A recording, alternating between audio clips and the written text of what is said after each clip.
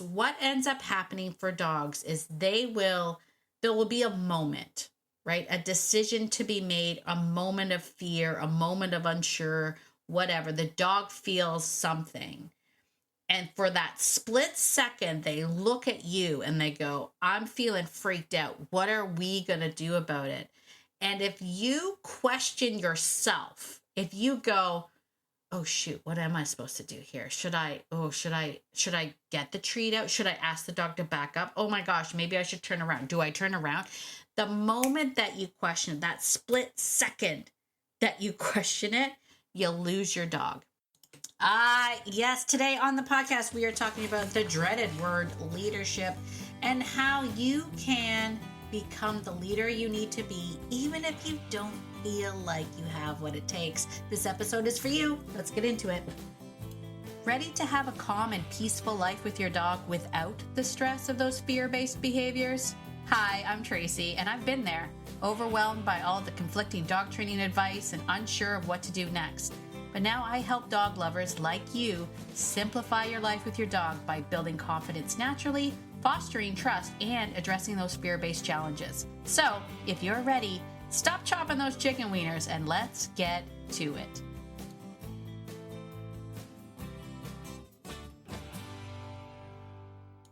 Hey there, friend. Quick question. Are you craving a community of dog lovers who just get it? Folks who are curious, committed, and just want to understand their dogs better without all the confusing jargon or one-size-fits-all advice? If you're looking for a space where relationship comes first and judgment is left at the door, come and join us over in the Living Beyond Obedience Facebook group. It's free, it's fun, and it's full of people just like you and I. Hey, let's build better lives with our dogs together. I'll see you there. Well, hello, my dog-loving friend. It is Tracy. Welcome to Beyond Obedience, the podcast. Super duper welcome if you are new. Welcome, friend. I'm so glad you are here. If someone recommended this podcast to you, I want you to thank them for me. If you're just stumbled across this podcast and you're going to hang out for a while, thank you for that. This is the place where we talk about all things beyond obedience. We're not against obedience here, but we like to go beyond obedience. I'm always justifying that. I feel like I'm always justifying that. And I'm going to justify something else because today on the podcast, we are talking about the dreaded L word. Wait. I don't have a want noise. I have a booing.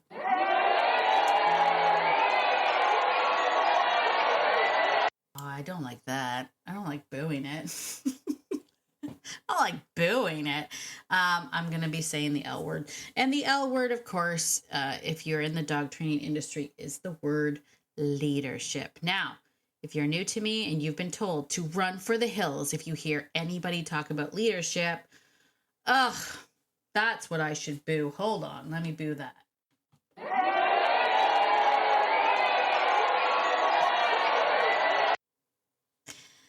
There we go. Full boo. Full boo for people who tell you that, because I don't know. I don't know what it is. Why people get their knickers in a knot about that word leadership. It's never offended me, the word leadership. It's never, ever offended me.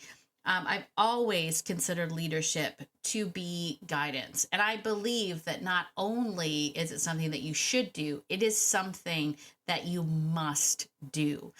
You invited a canine, a different species, to join you in Humansville, a place where the rules make absolutely no sense to them. And as such, it is your responsibility to guide them through that experience. It would be really unfair of you to be like, here you go, mi casa e su casa, and figure it out for yourself, dog. Like, that's mean. You know, it's just mean. So I could never really understand why people got so upset about the term leadership. I also don't understand why they believe leadership means dominance and dominance means abuse. None of those things go together. None of them. Like, leadership and dominance aren't the same. They're not the same things. They're not even on the same, it's not even on the same thing. Like, why are we doing that? Who connected those dots? I have no idea. I have no idea. So we are going to be talking about leadership today, and this idea that leadership isn't loud. And the reason why I say it that way is because when I was talking to clients about this, and I've had quite a few clients and some of the students that I've worked with that have come up to me and they've said, I don't know if I have what it takes to be with my dog. I don't know if I have what it takes to be a leader to my dog. And I always ask, well, what do you think a leader is? Right? Because we have to actually define it. What do you think? What is your vision of what a leader is? And I think what often comes up is, and it's for people that are like me, people like me. If you don't know, I'm a little introverted, a little. I'm a lot introverted. You know, every time I take those personality quizzes, I come out like 98% I. You know, like, you know, the Myers-Briggs, like I come out 98% introverted. Like 2% of me is like, yay. And the rest of me is like, shh, quiet now. I know people are usually shocked by that because not only do I love doing this podcast, but I also love public speaking. And I can stand on a stage in front of hundreds of people and do a speech and be quite comfortable with that. And people are like, that doesn't sound like a very introverted thing to do. But alas, it is. It is an introverted thing to do because when I'm on stage and the audience is down there, you can't come talk to me. So that's what it is. It was actually, I'm going to tell this story because it's a sidebar. I had done a talk once for Mo Mondays in Kingston, Ontario, and I had mentioned that I was an introvert and that, you know, I'm fine on stage, but I get really apprehensive and uncomfortable when people come and talk to me afterwards. And it was probably the worst thing I could have done because the audience obviously was so kind to respect my boundaries that they not only did not a single soul come up to me after the show, they literally gave me like a wide berth. Like they were like going like way around my table. And I was like, oh my God, I feel like, you know, in the like safari, like National Geographic safari films and stuff like that, where they're just like, there is the caribou drinking in the wild, unsuspectingly, unaware. Like that's what it felt like. Like people were like, no, don't go near her. She doesn't like it. It was so uncomfy, like so uncomfy. Like when I say I don't like it, it doesn't mean like I don't like it. I'm like, oh, I don't like it. But it is the harder part for me is to have like small, intimate conversations. But I can stand on a stage. That's fine. Anyway, I digress. It made me laugh and also feel terrible because I got no feedback. Right? Like Mark and I got back in the car to drive home and he was like, how do you think I did? And I'm like, I have no idea because not one person came up to me. I think in respect, but yeah. Anyway, the point is I'm an introvert. So I think for some of us quiet types, the quiet introverted types, we can sometimes feel that we will not step into a leadership role. And maybe it has to do with our society. Maybe as a society, as a human society, our louder leaders seem to make more noise and therefore get into the public eye a little bit more. But I don't think the quality of being loud is what makes them a good leader, if you know what I mean. I mean, am I talking about current politics? Maybe, but not directly. But you know what it said? Oh, wait, hold on one second. I have to do this. I have an iced coffee today. I have leveled up my podcasting game by getting a fancy iced coffee. That's the new level that I'm at as I sit downstairs in my dank basement in a room by myself talking to nobody. Freaky little introvert with her iced coffee in the basement. All right, it's fine. It's fine. We're doing fine. All right, what am I talking about? I've talked way too long about nothing already. All the new people are like, okay, enough. All right. So I want to talk about this idea of leadership and how it's not loud. Okay. It's not loud. So if you've ever felt like you're just not the leader type, if you've ever felt like maybe you're not loud enough, or you're not confident enough, or you're not trainery enough. Trainery, Tracy? What word was that? Trainery? Trainer-esque? Trainery. I really need to start thinking about these things before I just start talking. You know what I mean. Here's the good news. The good news is this. You don't need to be loud. And trust me, you do not need to be dominant. You just need to be clear. You need to be calm. And you need to be trustworthy. And that's it. That's it. You don't have to be a loud person to do this. So this episode today is going to be your permission slip to I don't know, to lead in a way that feels natural. Right? You don't have to force this. You don't have to pretend to be somebody you're not, because leadership is not loud. Okay. So I wanted to share a couple of the stories about the natural leaders that I have had the honor of partnering over the years over the years. And the first one, I, of course, mentioned him in the very first episode of this podcast, and that was Wellington Gray Bear. And he was just amazing. He just exuded leadership. He didn't have to do anything. He just was. He was calm. He was confident. He was stoic. He was unfazed by things. You know, when all the other dogs would freak out at something, he would walk over to it, look at it, and be like, it's fine, and walk away. And all the other dogs would be like, Wellington says it's fine. So they'd all walk away. I mean, it was brilliant to watch.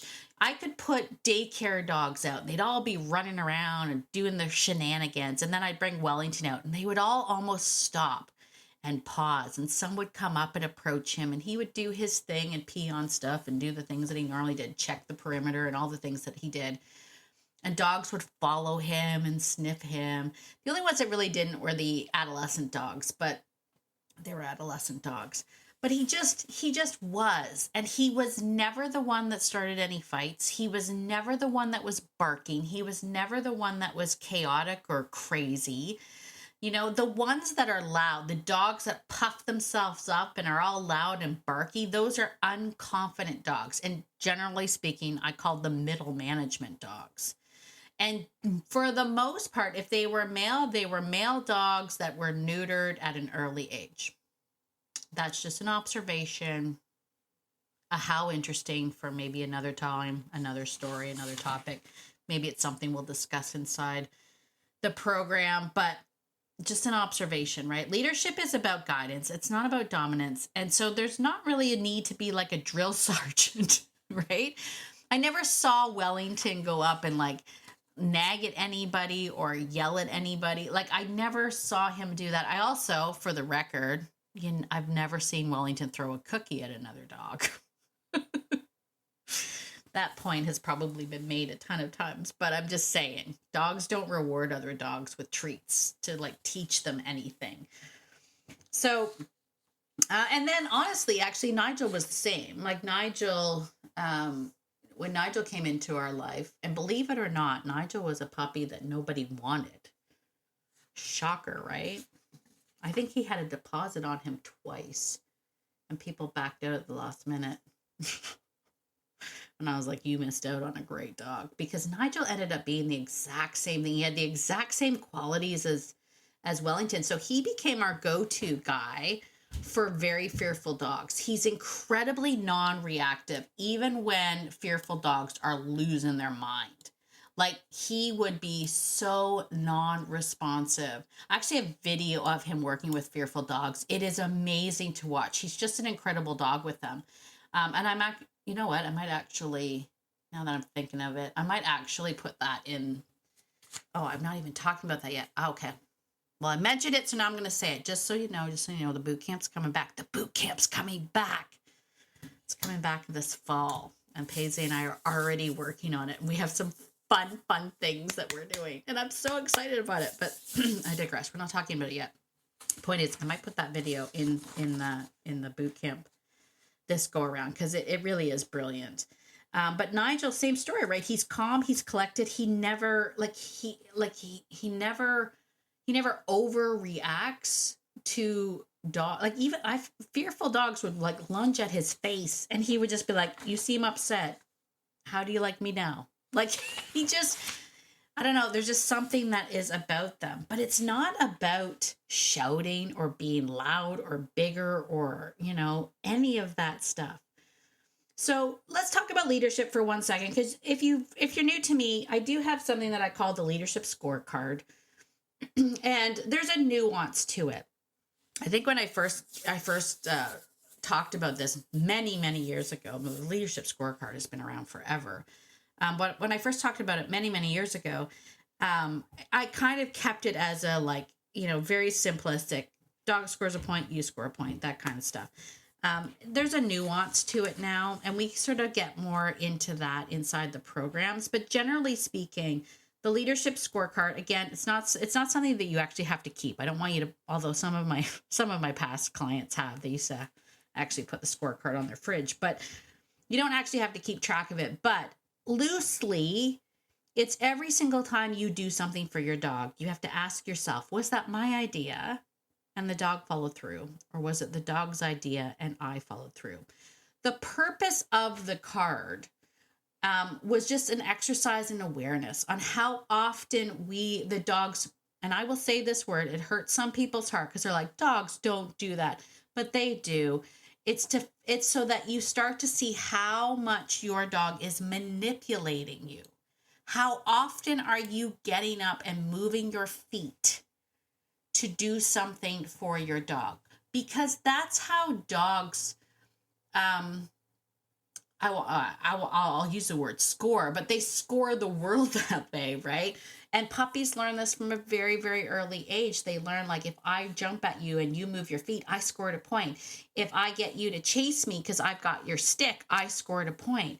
So it's he who moves whose feet, right? They score the point. And when we start to look at it the way the dogs see the world, they very quickly learn that I can get humans to move their feet or do things for me pretty easily. They're a sucker for my little doggy eyes.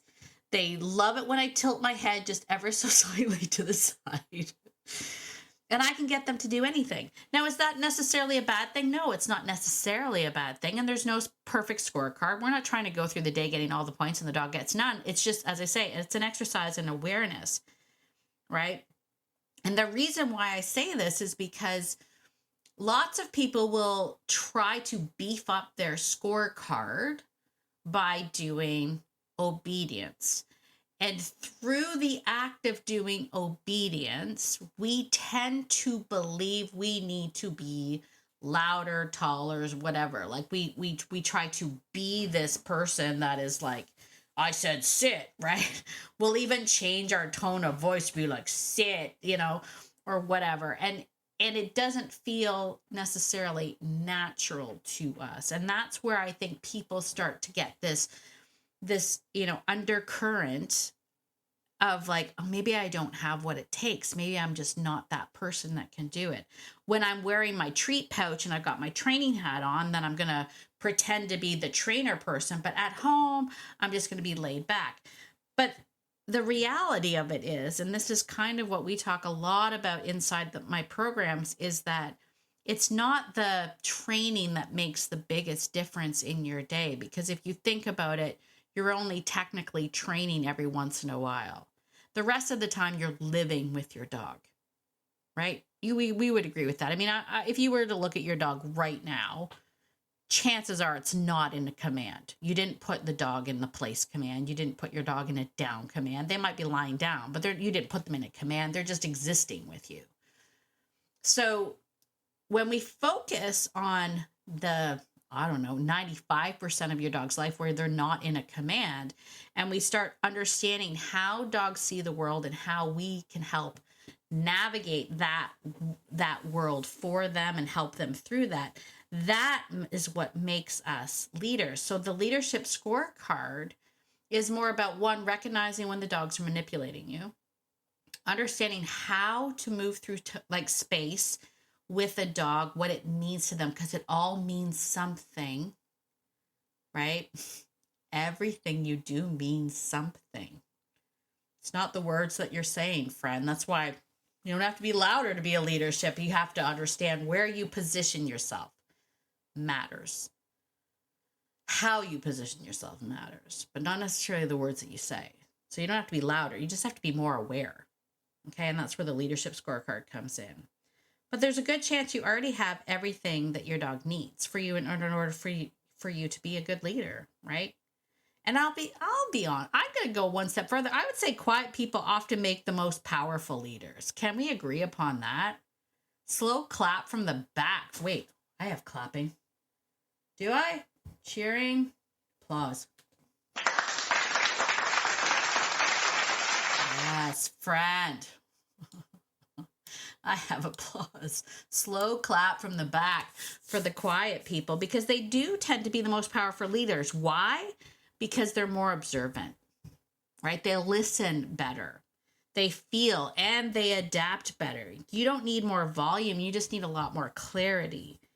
And I will say this, I'll go one step further. I think if you feel things deeply, you're probably halfway there, right? If you're able to be present in the moment and feel things deeply, you will connect with an animal better than if you're loud about it. I know that.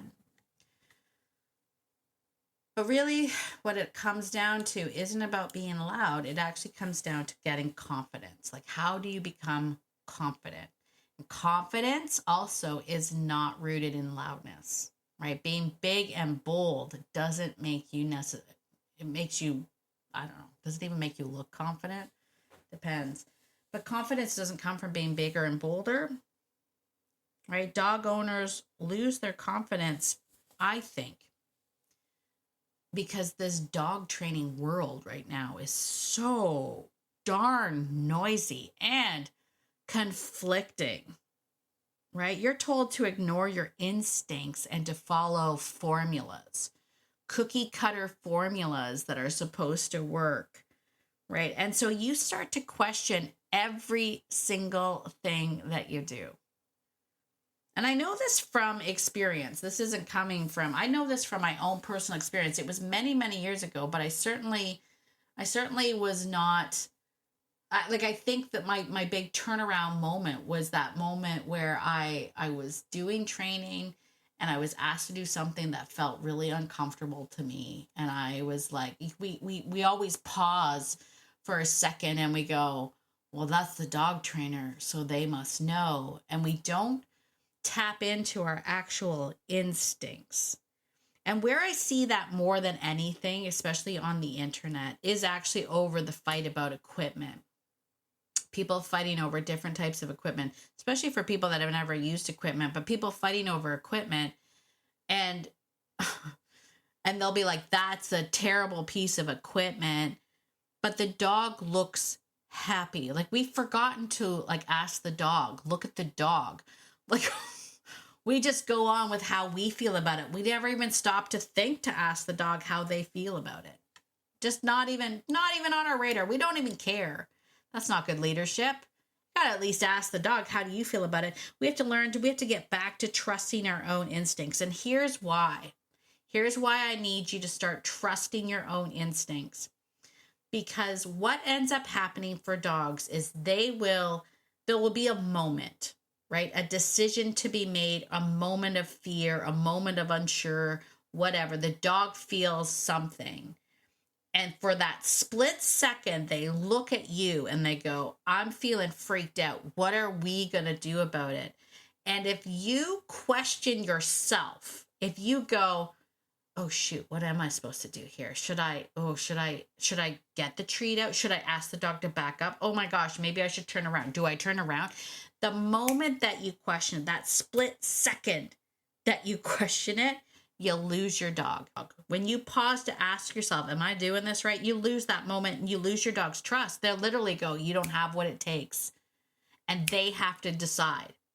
Why is that? Because as I've mentioned time and time again, everything about dogs is always rooted in survival. Their instincts are rooted in survival. They're an animal rooted in survival, right? So in the wild, they don't have time for you to weigh the pros and the cons of different ways of doing or handling situations. That's not how survival works. You can't, as a prey animal, you can't go, hold up 1 second. Now let's see, if I take this back route, there's a little bit more rocks on there and the path is a little bit more mossy, but if I go this way, they don't have that kind of time. You got to make a decision. It's the exact same thing. Especially for a fearful dog. Remember, fearful dogs, when they slip into fear, they're in survival mode, but they feel like prey. It's one of the reasons why my work working with horses has helped me so much to understand the fearful dog mind. Get into the mind of a prey animal, watch prey animals, and then watch a fearful dog. And you'll see the similarities. You'll be like, oh, wow. Yeah, that's how they see the world. So in those moments, those split-second moments, let's say you're walking down the street, an off-leash dog comes up to you and your dog goes, oh, crap, there's a dog. And you go, oh, crap, there's a dog. You've lost it. You've lost that moment. You need to know exactly, like, there's a dog. I'm going into this protocol. Here's what I'm going to do. You have to know exactly what to do. You need certainty, you need clarity, and you need presence, because there's that famous, what's that line? The famous line, the road to indecision is paved with dead squirrels. Have you heard that? The road of indecision is paved with dead squirrels. And the reason for that is because if you blink an eye in survival modes, if you take a second to be like, what should I do? That's it. That's it. So how do you know what to do? How do you know what to do? Well, first and foremost, I have to tell you, you need to start trusting your instincts a little bit more. And we start off slow with that. We really do start off slow with that. I don't do that work like out in the field, let's go find some dogs and see what happens. You got to start off slow with trusting your instincts. But you got to start trusting your instincts. A lot of the work that I do inside the Fearless Framework is literally about slowing things down, getting to know your dog, sitting with them, doing all this stuff so that you really, really understand your dog and where your dog's coming from. But then further along in the program, we're going to do something called Build Your Brave Protocols, where I want you to think about all the different possibilities of what it is that might happen, that wherever in the past you've been like, I didn't know what to do when this thing happened. And we're going to sit down, we're going to figure it out. So you have a plan. You have a plan. Now, not everything's going to go exactly as planned, but you will at least know the first steps of what you're going to do if an off-leash dog comes, for example. In that example. So this off-leash dog's going to come. I'm going to take my leg closest to the dog. I'm going to move it in front of me. I'm going to ask my dog to go behind me. I'm going to stomp with my right foot right at that dog that's coming at me, and I'm going to hold my hand out and say no. Like, you're going to come up with it, whatever works for you. And we do this with you. This isn't something where I'm like, figure it out yourself. No, I'll work this out with you inside the program, right? It's got to be something that works for your dog. It's got to be something that works for you. Then once we've built that, we're going to actually test it and proof it. In some cases, that Build Your Brave protocol involves an umbrella. Umbrellas are brilliant. If you walk in a place that has a lot of dogs that are off leash, walking with an umbrella is brilliant, because it literally is a shield. It's amazing. However, if you're going to do that protocol with the umbrella, we have to get your dog used to the umbrella. We have to get your dog used to this umbrella opening. What does it mean when the umbrella opens? What does it mean? That means to go behind me, right?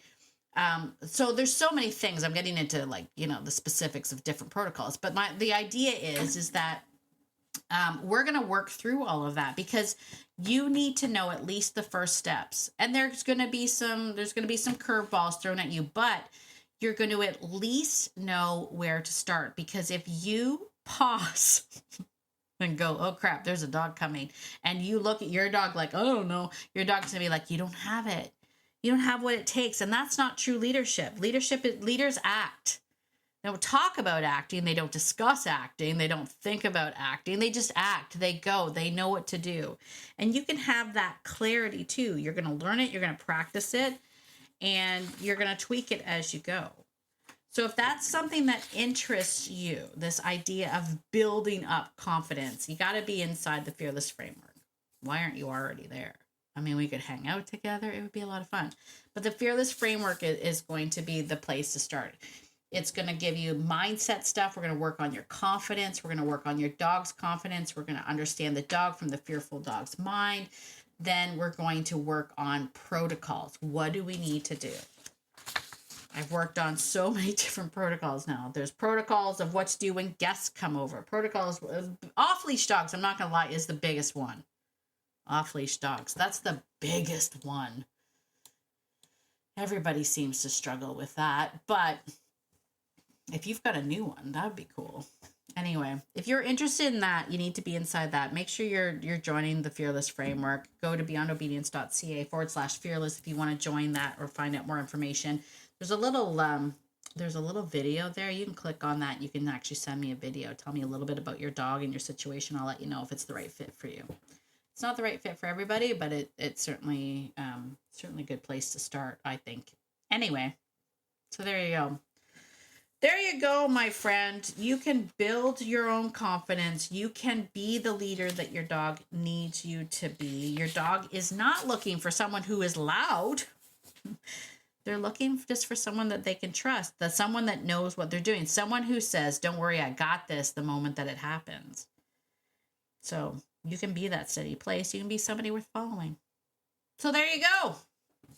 There you go, my friend. There was a lot of information about my introvertism as I sit in my basement drinking my iced coffees, talking to no one. I'm in my natural habitat. It's funny because it's true. All right. I think that's it for today, friends.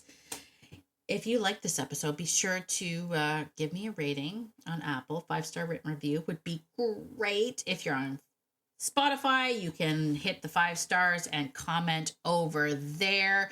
And as always, you should be in the Living Beyond Obedience free Facebook group, hanging out over there. Ask your questions, do all that fun stuff.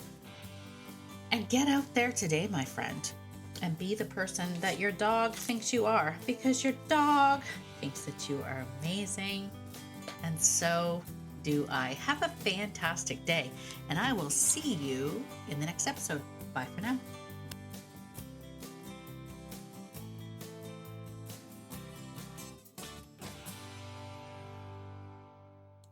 Oh, and one more thing. This podcast is meant for entertainment and education purposes only and is not meant to replace hands-on professional training.